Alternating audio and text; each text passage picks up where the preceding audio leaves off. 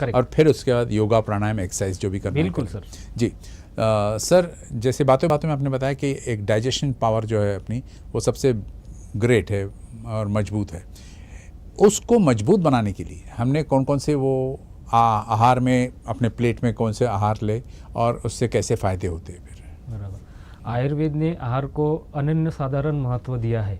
कश्यप संहिता में आयुर्वेद को तो महा औषध बोला गया है। मतलब जो व्यक्ति खान पान के बारे में समझता है अपने लिए बुरा क्या अच्छा क्या, उसको कोई भी दवा की जरूरत नहीं है।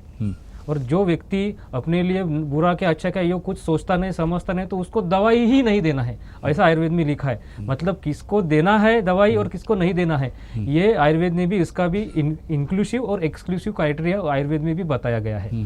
तो आहार मात्रा पुनराग्नि बल प्रक्षेपिनी, ऐसा आयुर्वेद में एक कोटेशन आया है। मतलब आपका डाइजेशन कब नहीं बिगड़ेगा, जब आप मात्रा के हिसाब से अपने डोज के हिसाब से अपने को डाइजेशन अपना कितना अच्छा है, हम कितना पचा सकते हैं, इसके हिसाब से अगर हमने अपना डाइट रखा तो हमारी डाइजेशन कभी बिगड़ेगी नहीं और हमको कोई बीमारी भी नहीं हो सकती। इसीलिए हाजमा ठीक रखना, डाइजेशन ठीक रखना, ये बुद्धिमान पुरुष ने करना ही चाहिए। तो उसमें बहुत सारे नियम आहार के बारे में आयुर्वेद में आए हैं।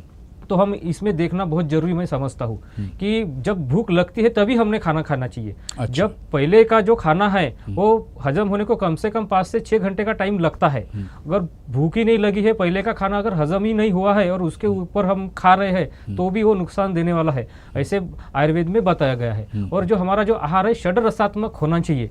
मतलब मधुर अम्ल लवण कटु तिक्त कषाय, ये 6 जो टेस्ट नेचर में होते हैं वो सभी का इन्वॉल्वमेंट हमारे खान पान में होना चाहिए। तो हम बहुत सारी बीमारियों से बच सकते हैं। आजकल जो हम देखते हैं कि इस आयरन की डिफिशियंसी, कैल्शियम की डिफिशियंसी, तो ये बहुत सारी डिफिशियंसी आई कहाँ, सब अच्छा है, अच्छे घर के लोग हैं, हेल्थ कॉन्शियस है, फल वल भी खाते हैं, लेकिन डिफिशियंसी कहाँ आती है? तो इसका आयुर्वेद के हिसाब से मैं ऐसा सोचता हूँ कि हम बॉडी को रोज तेल नहीं लगाते हैं, क्योंकि आयुर्वेद ने तो बोला है कि रोज तेल लगाना चाहिए।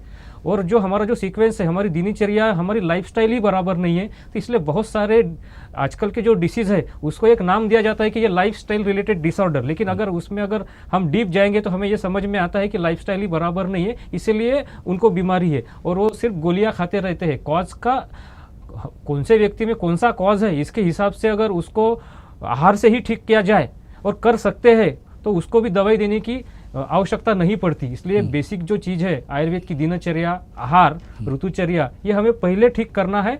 और इसी से बहुत सारे पेशेंट ठीक हो भी जाते हैं इनिशियल कंडीशन में, और ज़रूरत है तो ही फिर हमें दवाइयों को हाथ लगाना चाहिए। ट्रीटमेंट की बात तब आती है। ट्रीटमेंट की बात तभी होती है, क्योंकि जैसा एखादा सादे चीज़ से अगर सादे एंटीबायोटिक से काम हो तो हायर एंटीबायोटिक क्यों यूज़ करना चाहिए, वैसे भी आयुर्वेद में भी है कि पहले आहार से ही हमने उसको ठीक करने की कोशिश करना चाहिए और बाद में ही दवाई को हाथ लगाना चाहिए। ऐसा आयुर्वेद का एक बहुत बढ़िया मत है। बहुत बढ़िया सर, बहुत